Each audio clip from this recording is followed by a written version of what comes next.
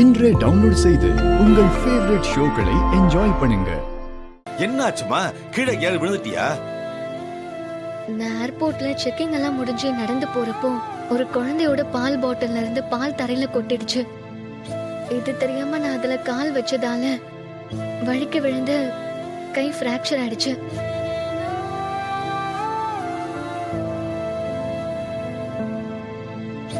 அதனால ஃப்ளைட்ல அலோ பண்ணல. அப்புறம் ஹாஸ்பிட்டல்ல ட்ரீட்மெண்ட் பார்த்து கட்டு போட்டுட்டு வீட்டுக்கு வரோம். ஃப்ராக்சர் ரொம்ப சிவியரா இல்லையே? டாக்டர் என்ன சொன்னாங்க? சீக்கிரம் சரியாயிடும்ல? பெரிய ஃப்ராக்சர் எதுவும் இல்லை, ஏர்லைன் கிராக் தான். ஒன்றும் பிரச்சனை இல்லைன்னு டாக்டர் சொல்லியிருக்காங்க. ஒரு வாரம் கழிச்சு வர சொன்னாங்க. கையது வரைக்கும் ரொம்ப அசைக்காம பார்த்துக்க சொன்னாங்க. ஓ ரேவதி, கையில வலி இருக்கா? வேற எங்கேயும் அடிபடலையே? இல்லம்மா, வேற எங்கேயும் அடிபடல. ஆனா பெயின் இருக்கு. பெயின் கில்லரும் இன்ஜெக்ஷனும் போட்டிருக்காங்க. 1 வீக்ல எல்லாம் சரியாயிடும்னு டாக்டர் சொல்லிருக்காங்க. நீ ஆசையா ஃப்ரெண்டு கல்யாணத்துக்காக பெங்களூருக்கு கிளம்புன, கடைசியில இப்படி ஆயிடுச்சு. ஈஸ்வரி, இப்ப அதுவா முக்கியம்? குழந்தை அடிபடாம நல்லபடியா திரும்பி வந்திருக்காளே, அதை நினைச்சு பாரு. பாவம், ரேவதிக்கு தான் இதுல ஏமாற்றமா இருந்திருக்கும்.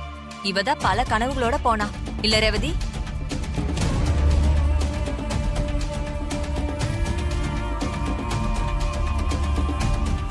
இவ என்ன கனவோட போனா? இல்லக்கா, ஃப்ரெண்ட்ஸுங்களா கூட வருவாங்க, அவங்க கூட ஜாலியா இருக்கலாம்னு நினைச்சிருப்பா, அத சொன்னேன்.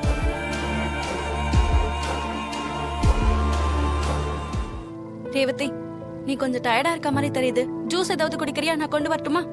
வேண்டாம்க்கா, நான் ஹாஸ்பிட்டல்லே குடிச்சிட்டேன். வேணும் நான் சொல்றேன். ரேவதி, இப்போ கை பரவாயில்ல? பரவாயில்ல. சரி ரேவதி, நீ போய் ரெஸ்ட் எடு. கொஞ்சம் தூங்கி எந்திரிச்சா நல்லா இருக்கும். மாப்பிள்ள, கூட்டிட்டு போங்க. பாத்து